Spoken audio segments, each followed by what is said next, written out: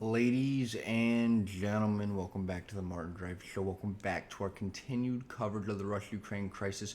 Right now, we are going to listen to a Russian soldier who is currently held as a prisoner of war speak and plea for forgiveness.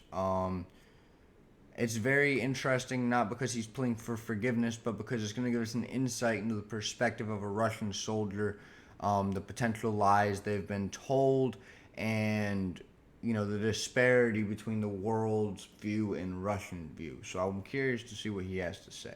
Украина. Ну, это еще, когда мы в России находились, по средствам массовой информации, там говорилось в основном о том, что на территории Украины господствует, я сейчас дословно 100% ошибусь, поэтому не судите строго, что на территории Украины господствует фашистский режим для себя.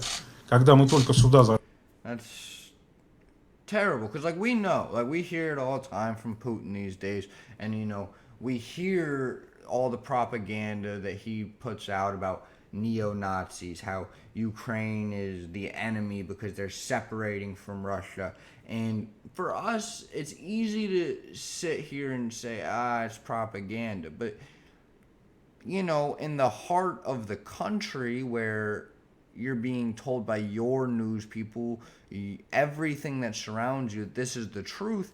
It's not as easy to say that when your everyday life is being told this, especially as a soldier in the military who, if we go in depth about American soldiers and how they're trained to be soldiers, you're not really given much room to question things. And when he said, now literally I'm 100% wrong, that stands out to me as more genuine than just trying to get through something. But I want to let him continue.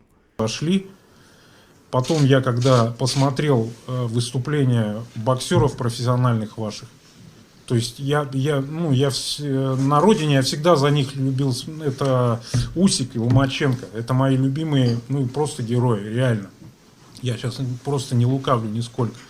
Эти люди просто готовы взять в руки оружие. Они говорят о том, что мы вас сюда не звали.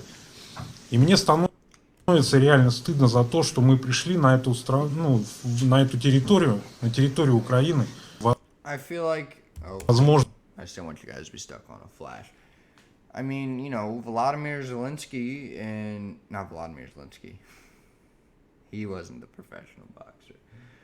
Oh man, and now it's gonna slip my mind. But the professional boxers in Ukraine, the mayor of Ukraine, Vitaly Klitschko, of course they're very popular in Russia. Russia and Ukraine are literally brother and sister countries. 1 in 6 Ukrainians, as we've said many times, are native Russians. They have family over the border, and it's terrible when you're led to believe something for a very long time and you find out it's a lie, and now you're sitting in front of the world and you're like, oh man, I might be charged with war crimes and all of these things, and I was led to believe a completely different thing. And everything he's saying here doesn't seem like a politically correct statement. It doesn't seem scripted. It just seems like, dude, I messed up, I didn't know, and I'm sorry.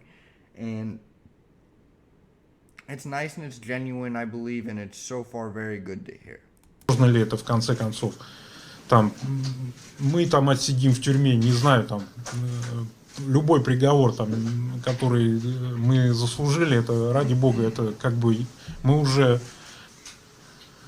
Я еще, можно скажу, по украинскому народу, да, я, наверное, не найду слов тех, которые бы там загладили нашу вину, поэтому я скажу просто, если найдете в себе силы, простите нас. Если нет, то, ради бога, мы примем это как должное. It's tough, man. He knows he messed up. He knows that, the end of the day, his whole world's going to change. He probably is going to go to prison for war crimes, amongst other things. And it's sad to me because does he deserve it? I would argue no. Did he commit war crimes? Probably, but he was, misled, corrupted, amongst many other things. It's hard to charge somebody who's been led to believe something their whole lives. And, I wouldn't forgive these people if I was Ukraine. It's just sad to see that these people didn't know any better and didn't really have a choice in this matter. So all because of one man, all because of one man.